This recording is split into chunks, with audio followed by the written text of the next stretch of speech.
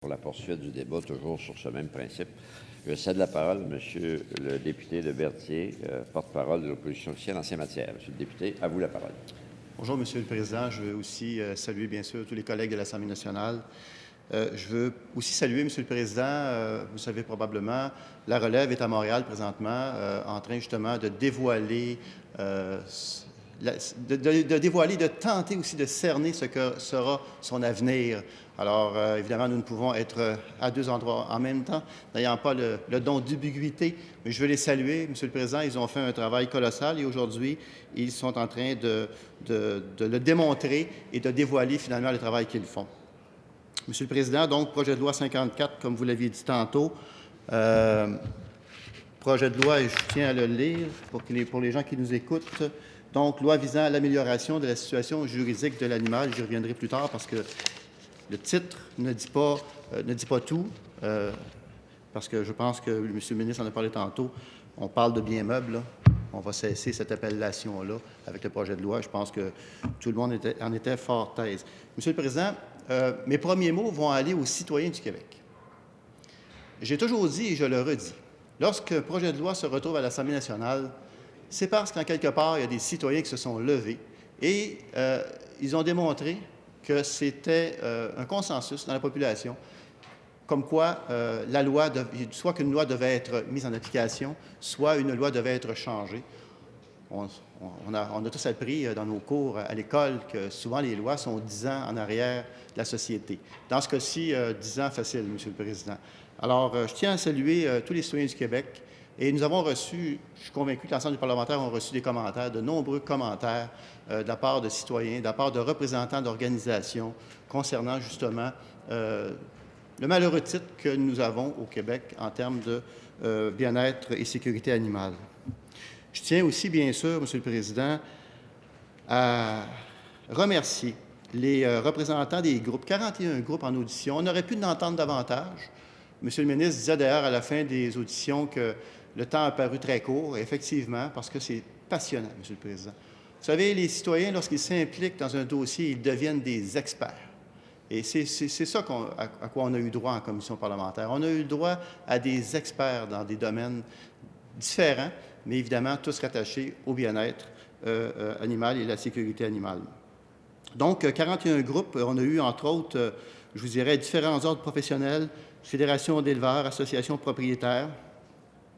Donc, vraiment un large spectre qui va nous permettre, j'ose espérer, comme parlementaire, et là-dessus, je rejoins le ministre, c'est un projet de loi qui se veut d'abord et avant tout dédié à corriger la situation. Et il faut le faire en tout respect des gens qu'on a reçus, des gens qu'on a entendus et des gens qui nous interpellent encore jour après jour sur ce projet de loi-là, le faire de façon correcte. Le but étant justement de s'assurer qu'on va avoir le meilleur projet de loi en termes de bien-être animal et sécurité de l'animal.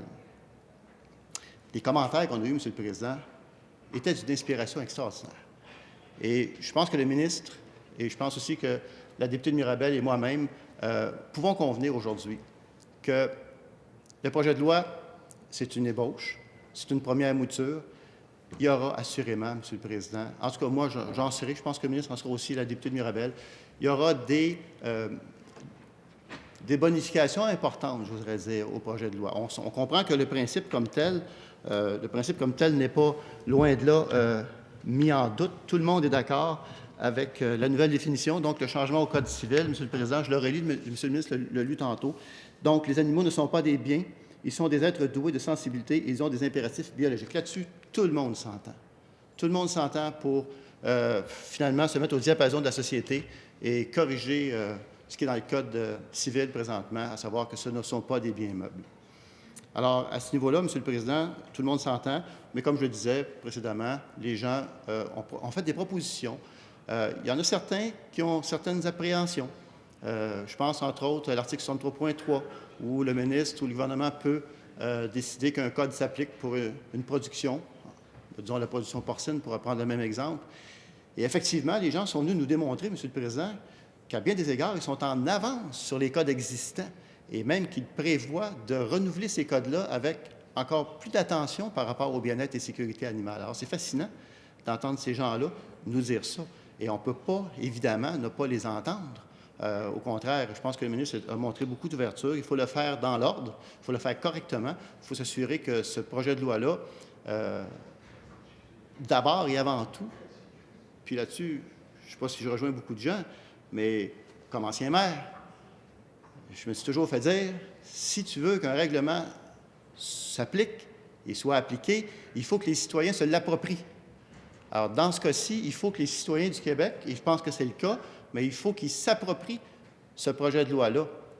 Et c'est drôlement important parce que qui dit appropriation, M. le Président, dit réflexe, dit sensibilité, justement, pour arriver à ce que ce projet de loi-là, lorsque à terme il sera adopté ici à l'Assemblée nationale, on ose espérer que ce projet de loi-là, justement, puisse avoir un écho très fort dans la population et que les gens puissent se l'approprier et ainsi arriver à faire des correctifs importants. Quelques points, M. le Président, au niveau du projet de loi. D'abord, l'obligation de soins propres aux impératifs biologiques de l'animal. Là-dessus, M. le Président, bon, il y aura assurément des discussions à y avoir. Est-ce que c'est la bonne définition ou c'est quoi la définition? C'est quoi le terme approprié? Comment on jauge ça? Mais vous savez, M. le Président, on a eu l'occasion en commission parlementaire, pour ma part, à tout le moins, j'ai découvert la profession d'agronome. Je ne voyais pas une profession aussi large et aussi étendue en termes de connaissances et d'expertise. Pour moi, ce fut une révélation, je l'admets, bien naïvement et bien candidement, M. le Président. Mais aussi, évidemment, les vétérinaires, que pour ma part, je connaissais un peu plus. Puis bon. Mais assurément, là, qu'on aura des gens sur le terrain qui sont déjà en place, qui sont près des producteurs, qui sont près des citoyens, qui vont nous être écoutez, ils vont être d'une utilité, je ne sais pas le mot utile, là, mais qui vont nous être fort importants dans la suite des choses pour ce projet de loi-là. Obligation pour un médecin vétérinaire de dénoncer des soupçons de mauvais traitement. Immunité de poursuite pour un signalement de bonne foi. Interdiction de vente d'animaux domestiques blessés, malades ou non socialisés. Quand on lit ça, M. le Président, on se dit, mais voyons non, ça va de soi. Comment ça que c'est pas ça? Bien, et là, ça va être écrit dans la loi, M. le Président, et assurément, on amènera d'autres bonifications à ces termes-là. Interdiction de vente domestique à des moins de 14 ans non accompagnés. Clarifier les dispositions lors de l'abandon d'un animal. Possibilité de peine de prison dans le cas de récidivistes. Vous savez, on a eu des cas, le ministre en a signalé plusieurs. C'est Pont-Rouge, je pense, un cas aussi qui est arrivé, où là, on fait quoi? Là, on donne une amende de 100 $, 1 000 $. Je ne veux pas juger de rien. Mais là, le projet de loi va permettre justement à nos juges de décider de ce que sera finalement, au final, la décision. Donc, un point, je l'ai souligné tantôt, je vais le répéter, je vais le lire en fait, M. le Président, textuellement. Le projet de loi établit le respect des dispositions de la loi sur le bien-être et la sécurité de l'animal et de ses règlements en tant que critères d'élaboration et d'administration des programmes de la financière agricole et du ministère de l'Agriculture et permet que le respect de ces dispositions puisse être une condition au versement des sommes de ces programmes. C'est déjà le cas en environnement. Mais là, évidemment, les différents entrepreneurs, pour les appeler comme ça, ou les différents producteurs sont venus nous dire que, oui, ils comprennent que ça prend probablement certains incitatifs, une certaine coercition, mais il faut aussi faire attention parce que, je donne l'exemple, M. le Président, la filière porcine est venue nous dire que quand ils regardent le projet de loi, leur première estimation, là, pour se mettre aux normes avec le projet de loi, leur première estimation, je dis bien, 500 millions sur 10 ans pour y arriver.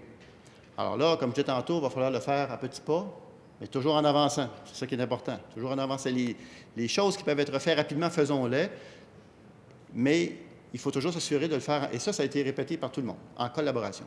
Et là-dessus, j'invite le ministre à faire une réflexion par rapport à ce que... Moi, c'est l'élément fort là, que j'ai retenu, M. le Président, des auditions, c'est la collaboration. Tout le monde veut collaborer. Tout le monde, tout le monde, tout le monde. On a émis l'hypothèse qu'il y a une table, un peu comme la table de sécurité routière, qui pourrait être mise en place. Et ça ne coûte rien, ça, là. Les gens, ils veulent mettre leur expertise au profit de la société, au profit du bien-être et de la sécurité animale. Pourquoi s'en passer, M. le Président? Et ces gens-là, ils ont l'expertise pointue. Ils ont la passion aussi qui les anime d'être assis à une telle table. Alors, ce sera une réflexion, j'invite le ministre à la faire, parce que je pense que l'idée est drôlement intéressante. Alors, M. le Président, oui, on va collaborer, absolument. On a beaucoup de questions. On veut évidemment avoir les réponses à nos questions. On a retenu beaucoup de commentaires des personnes ou des groupes, ou ceux qui nous ont écrit, ceux qui nous ont envoyé des mémoires sans se présenter à la commission parce qu'ils ne pouvaient pas, ou peu importe.